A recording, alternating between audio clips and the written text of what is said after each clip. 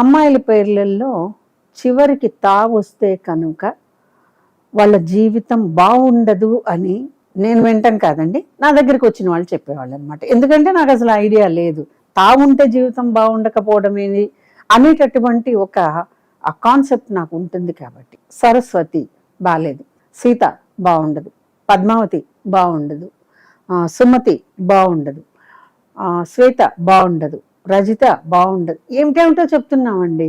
Okay అండి, ఒక్క శ్వేత IAS officer అయిందనుకోండి, దాన్ని ఇన్స్పిరేషన్గా తీసుకుని అమ్మాయిల పేర్లలో తా అక్షరం ఉన్నా పర్వాలేదు అనే వాళ్ళు ఎవరు కనపడరు.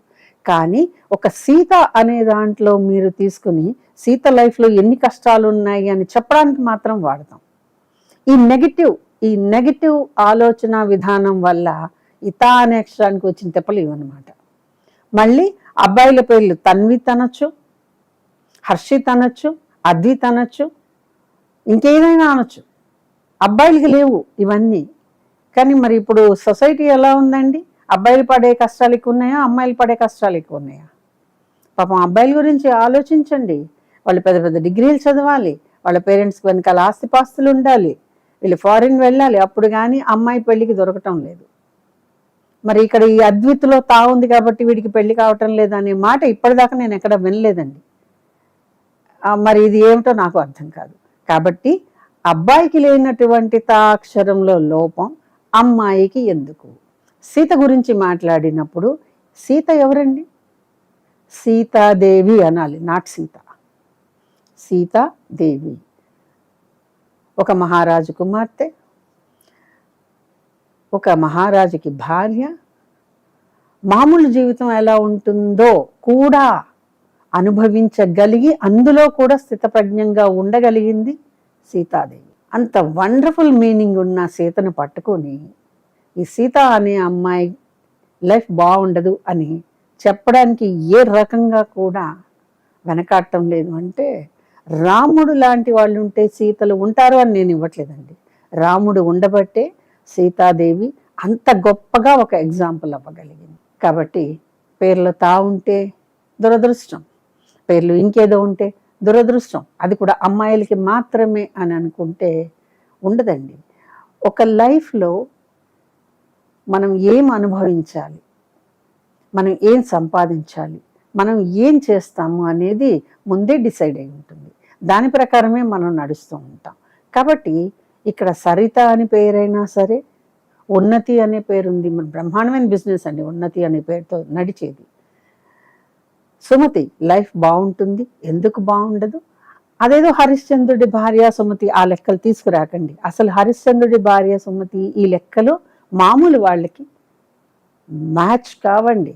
శ్రీరాముడి భార్య సీతాదేవి లెక్కలు మామూలు అమ్మాయికి మ్యాచ్ కావు. మ్యాచ్ కానప్పుడు దాన్ని ఎలా చెప్పగలగాలి? కాబట్టి అమ్మాయి పేర్లు తా ఉంటే భయపడ్డారండి. నాకు తెలిసి 20-30 ఏళ్ళ నుంచి భయపడుతూనే ఉన్నారు కదా, ఇంకా భయం అవసరం లేదు. పేరులో తా ఉంటే లైఫ్ బాగుండదు అనడానికి ఎక్కడా రుజువులు లేవు. చదువుకునే టైంలో చదువుకోవట్లేదు, మనం ఉద్యోగం రాదు కదా, ఉద్యోగం చేయలేం కాబట్టి మన కాళ్ళ మీద మనం నిలబడలేం కదా, మనం నిలబడలేం కాబట్టి ఇంకొకళ్ళ మీద ఆధారపడాలి కదా, ఆధారపడినప్పుడు మనది బానిస బతుకు అవుతుందా అవదా? సింపుల్. అదే మీరు చదువుకునేటప్పుడు చదువుకున్నా, మీరు ఉద్యోగం చేయగలిగే కెపాసిటీ మీకున్నా, మీ కాళ్ళ మీద మీరు బ్రతకగలిగేటటువంటి ఆత్మవిశ్వాసం మీకున్నా, మీ లైఫ్ ఇలా ఉండదు కదా. ఈ నాలుగిటికి పేర్ల తా ఏం చేస్తుందండి? ఒకసారి మిమ్మల్ని మీరు క్వశ్చన్ వేసుకోండి.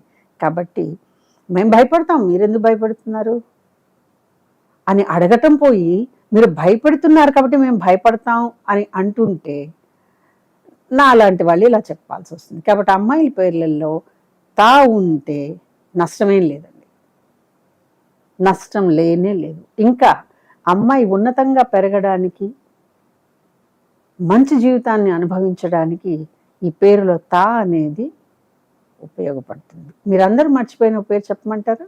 నివేదిత, నందిత, అద్భుతమైన పేర్లండి. ఎవరు పెట్టుకోవటం లేదు. కాకపోతే ఎందుకు అంటే తా అంటే పెట్టిన భయంతో అమ్మాయిల పేర్లలో తా ఉండనివ్వటం లేదు. మరి హర్షిత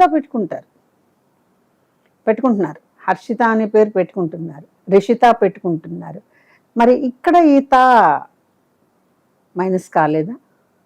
కాబట్టి మీ అమ్మాయి పేరులో తా ఉంటే ఒక తా గురించి ఎందుకు భయపడుతున్నారని ఒక్కసారి ఆలోచించుకోండి. ఈ వీడియో కనుక మీకు నచ్చినట్లయితే లైక్ చేయండి, షేర్ చేయండి, మా ఛానల్ని సబ్స్క్రైబ్ చేయండి.